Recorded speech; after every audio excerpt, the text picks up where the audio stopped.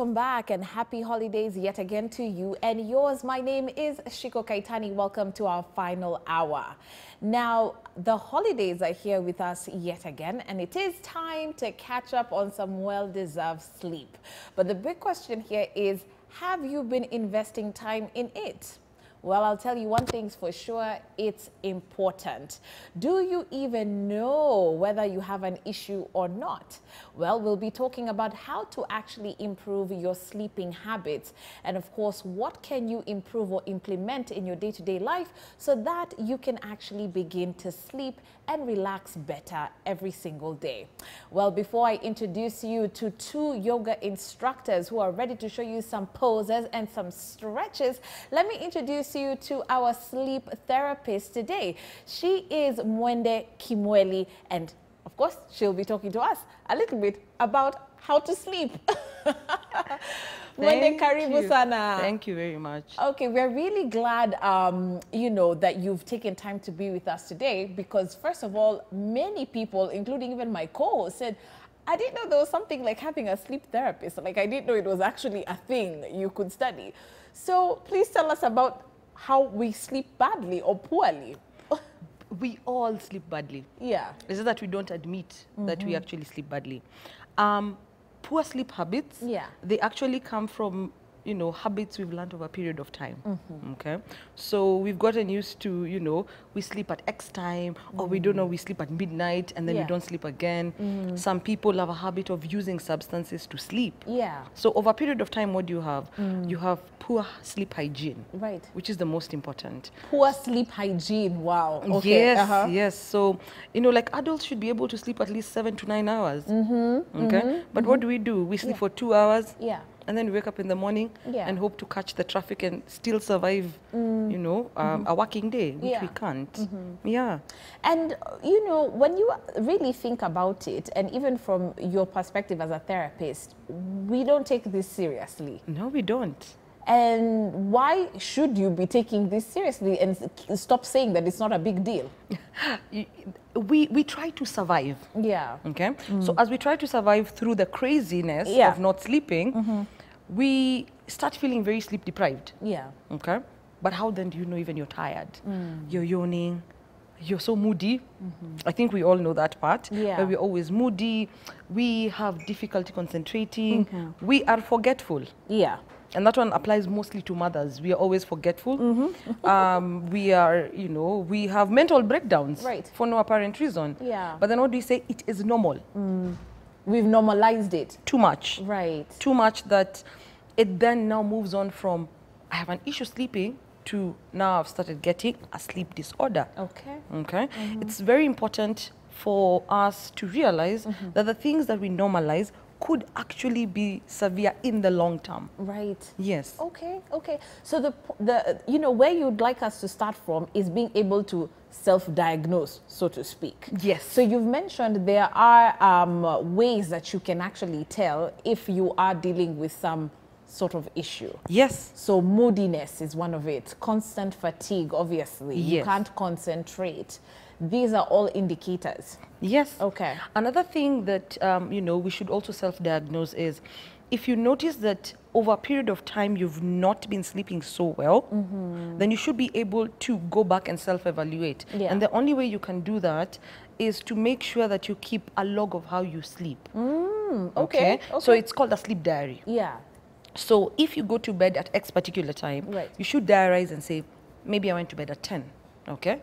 But I woke up maybe an hour later, and then I took like, you know, another 2 hours to fall asleep. You woke up maybe at 5, and then you were very tired. So once you diarize that, you should be able to know 4 weeks, just let's say a month into it, you should be able to say, I actually think I have a problem. Okay. So once you're able to do that, you can always go back and say, I have not been sleeping so well. Another thing is you should make other people accountable for your sleep issues. Okay. So somebody will tell you, Shiko, nowadays you come to the office, why are you snappy? Why? Because other people then start noticing there's something wrong with you. Another way is find out, you know, if you have a partner. Ask them, am I snoring? Is there something that's happening, like, you know, in the middle of the night? You know, some people also sleepwalk and you don't know it. Oh, wow. Yeah. until you go back to bed, and then somebody says, Shiko, do you know, last night you started, you were sleep talking or sleepwalking. Wow. Something was happening. Yeah. So then you take that evaluation and you take it to a doctor. Okay. Okay. Yes. I don't know if you'd be able to dissect this a little bit for us, but for someone who's watching and wondering, okay, where can I place what my issue is? Because people just say, if I haven't slept in a couple of days or hours, it's insomnia. I mean, like, we just put one blanket word on it. But ideally, can you give us an insight into those common issues that you see? So most of the common issues, yeah, some would be minor and some would be really, major. Yeah. So most sleep disorders, I will just tackle maybe 3. Yeah. So insomnia. Insomnia is not being able to stay asleep, go to sleep, or you wake up a lot at night. Okay, but it has to be continuous over a period of time. Right. It is not one day. Okay. It is for the last 4 weeks. Yeah. I have not been able to, to go to sleep. Okay. So if you notice it a month into it, and the second month you start wondering, this is not getting any better. You kind of need to do something about it. Yeah. Okay. Okay. Okay. Another disorder is obstructive sleep apnea. Okay. Okay. That one is treatable. Okay. So that is when when you're asleep, you kind of lose a breath. Yeah. And mostly it happens to men. It doesn't, happen to women that much. So you find them snoring. Right. So they're sleeping, but they miss a breath. Okay. And then they kind of wake up and then continue sleeping. Yeah. Okay. So once that happens over a period of time, or your partner says you are actually, like snoring a lot, then that should be taken to mostly an ENT doctor. Okay. Okay. The other... Wow, I didn't even know that. So that's treatable by an ENT? Yes, that is treatable. Oh, wow. Okay. Another disorder we can talk about is narcolepsy.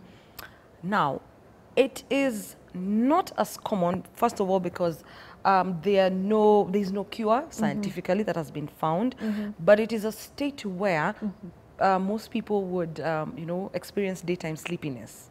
Oh, okay. And half the time, people who experience that would experience something we call like a sleep attack. Yeah. So I would be talking to you 1 second, and the next minute I'm falling asleep. Is that common? Yes, it is. Wow. Okay. Or you're driving, Yeah. and then somehow you just fall asleep. Right. Okay. So mostly it's a neurological, issue. But a lot of people would dismiss that I've seen that. We are Africans, so we see that, but then we actually just brush it off and say, no, nikuchoka, that's it. Nikuchoka, yeah, that's the word. Yeah. I am so tired. Okay, so those are the most common ones, that we see. Yeah. And like sleep apnea is easily treatable. Okay. Okay. But it is at what inception? When do you then see the doctor? Right. Okay. So we keep brushing off and saying, I will sleep when I get the time. Exactly. That's what we say. And you know what? I'm just wondering, okay, fine, there's medical conditions, but ideally, when you find the root cause of why people are finding it so hard to sleep, is it just stress? Well, it is a combination of so many things. Okay. Right now, I would say there's so much demand to meet responsibilities and other things. So all those things combined are a ticking time bomb, okay? But the problem is we don't take a step back and say, I can delegate, that can wait, okay? So everything is an emergency to everybody. Right. Except sleep, okay? We want to run a 24-hour economy. Yeah.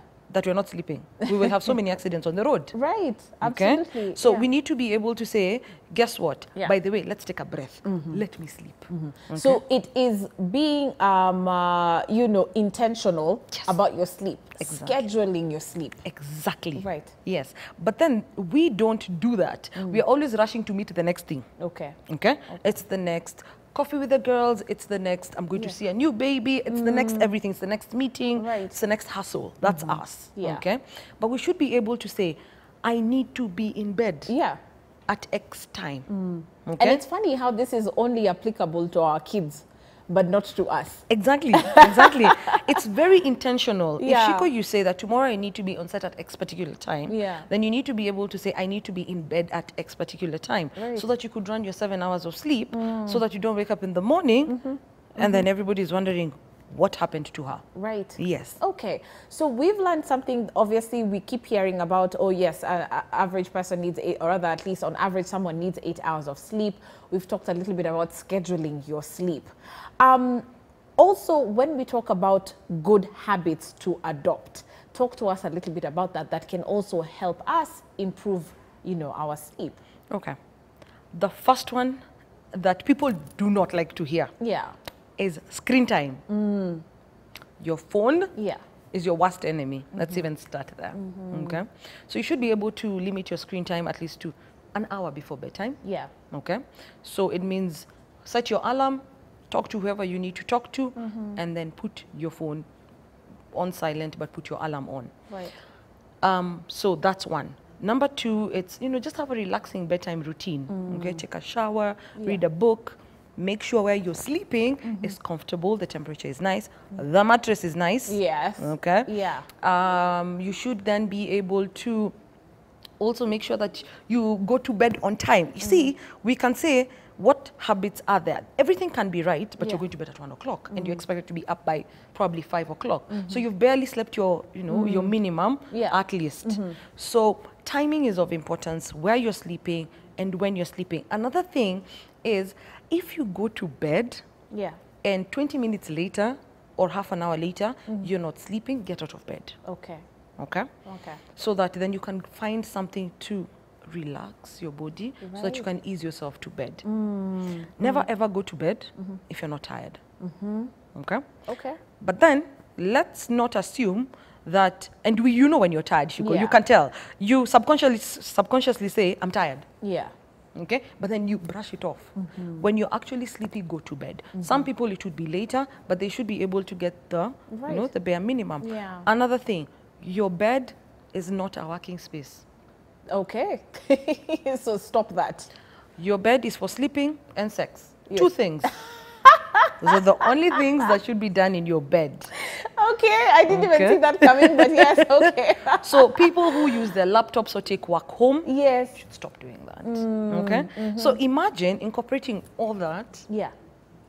Trust me, we would be able to sleep better. Right. Yes. Right.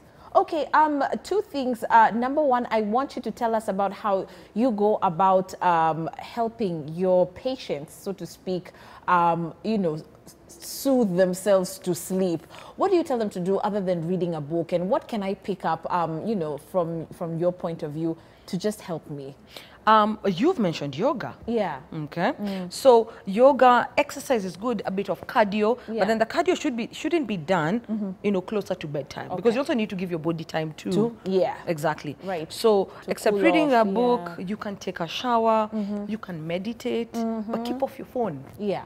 Okay. Yeah. So you should be able even just to sit, you know, in your bedroom and just have some really quiet time. You can run through your day, but you don't necessarily have to be working physically. Yeah. Just find quiet time. So it's not a must that I end up on medication. A lot of this can, you know, it's treatable by just developing good habits. Exactly. Yeah. Exactly. I think we find ourselves at later stages. Okay? The brushing off, and because Shiko says, but it's normal. You know, I also feel the same way. Yeah. So if we both feel the same way, well, we'll just run the course and say, well, let's see what happens. If tackled early, most of the times you'd get really easier ways to actually help you sleep. Okay? And one of them is cognitive behavior therapy. I would change how you feel about your sleep habits. Okay. Sometimes it's as simple as seeing a psychologist. Yeah. You know, sometimes it's actually emotional. Okay? So see a psychologist, let's talk about it. Yeah. Bring it back to me. I will infuse what she says or he says and incorporate that with, you know, healthy sleep habits and consistency. Consistency. That is the one word that we fail. We do it today and then tomorrow we go for happy hour. And you're like, okay, I slept enough. Who are these people then who are addicted really to like sleeping pills? Like what happens for them? Well, the overuse. The overuse of sleeping pills over a period of time. And another thing could be that, yes, some people are medicated because of, you know, mental health issues. Okay. So anxiety and depression. Okay. So in such a situation, that's like on the other extreme. Okay. But in normal circumstances, normal people who are not sick Yeah. can actually do without it. Okay, so most people, when they get also used to the sleeping pills, they can never wean themselves off them. Yeah. Okay. Wow. So, and that also requires a lot of discipline. Again, to now get off them. Yes, Yeah. and again develop proper sleep habits without regressing and going back to, I need the fix. Yeah. So the fix for some people is really, really hard. The withdrawal symptoms are horrible. Yeah. Okay. But with a lot of consistency, they can actually, you know, go through the phases. But again, it's also, how do I put it? It's a connection of different professionals being in the same space to help, you know, one person. Like I said, see a psychologist, let's talk about it. Yeah. Okay? If the psychiatrist says, well, this can be handled this way, then let's infuse that with proper sleep habits and follow through so that you don't get what we call a relapse again. Okay. All right. So it's possible to just get them off the dependency on the pills. When we get back to work after the holidays, we're back to this routine. Here's something that perhaps, I don't know if we'll ever be able to adopt this, but we see this a lot with Chinese. They take power naps and daytime breaks. What do you think of that? Because, of course, they pull off long hours. In fact, we always hear the Chinese don't stop working. But for some reason, sleep time at around lunchtime is almost part of their culture. It's like everybody does it, from what I understand. Your thoughts on how we could actually probably borrow a leaf, you know, in regards to how to just get some you time, relax during the day so that we can be productive for the rest of the day? You notice one of the few things, like you're mentioning, is they take power naps, but they work on shift. Okay, so Shiko goes, takes a power nap, and comes back because somebody else is doing that job. Yeah, I think as a country, we should be able to, you know, put that time. See, this lunchtime thing should be something that, you know, would say, take a nap, delegate whatever else to the other person, and then you come back and take it. So it would be best to always work in shifts because that siesta makes your brain wake up feeling fresh. Really? To be able to do the next one. Yeah. However, people who have, it's called delayed sleep phase, where you take a long time to fall asleep, would not benefit from that power nap because then would go try and sleep, then they don't sleep. However, that small sleep really, really matters. Right. Otherwise, you know, your body is like a machine. It will break down at some point. Yeah. Okay. But yes, power naps would really, really be good in a working nation that wants to have a 24-hour economy. Yes, we would. Yeah, I admire companies like Google because we've seen that they have created, you know, recreational spaces. They even have sleep pods for their employees. So, you know, you go to your little pod, it's almost like a little bed, like a mobile bed, and you take your power nap in your own privacy. I don't know if we'll ever get to that point in time where we've got spaces in the workplace that can allow people to nap. But what do we always see? No, lala. You are asleep at your desk. What are you doing? You're suspended. You're fired. Exactly, exactly. You know, so we should be able to. But again, it also, like we mentioned, it's really intentional. You know, because if you really know that I'm able to pull X particular time to work, then what would happen? Right. You can take your 1 hour of sleep as long as the rest of the things are done. Yeah, right. Okay, Sasa. So let me give you this opportunity, though, to let, of course, our audiences know about why you need to focus on your sleep and schedule, the importance of it, because it does lead to other complications from what you said. Please stress that as we wind down. One, your body needs it because your immune system can only take up to so much. You need to be able to sleep so that you can fight infections.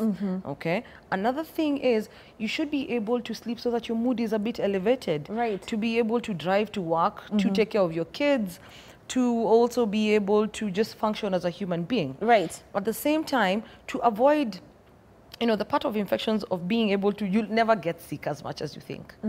Frequent colds, you know, you're always sick and you don't even know why you're sick. Yeah. Can you sleep? That is why the doctor prescribes take medicine and rest. Yes. What do you do? Right. You're on antibiotics and you're running around Nairobi like, you know. Yeah. And then you're always on antibiotics because your body is not doing what it needs. It's true. By the way, do. why is it that the doctor says this is your prescription? In fact, sometimes there's not even down there. It's just take 3 days off, bed rest. But that's it. But what are we doing? Yeah. you are meeting your friend and you have an opportunity to do the things that you wanted to do Yeah.